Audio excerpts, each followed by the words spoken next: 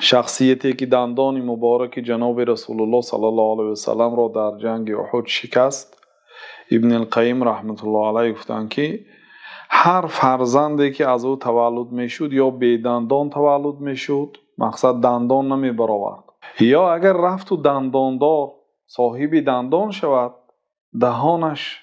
بوی بد میکرد که مردم از او اذیت میدیدند و گفتند که این از کثافت پدرها به پسرها هست، چون که الله تعالی این شأنک هو الابتر گفته بود. البته بد بیننده تو ای پیغمبر صلی الله علیه و سلم ابتر است، دنبریده هست، در نسب او مصیبت می آید. یعنی تحقیر پیغمبر صلی الله علیه و سلم، حقارت و مسخره کردن پیغمبر صلی الله علیه و سلم،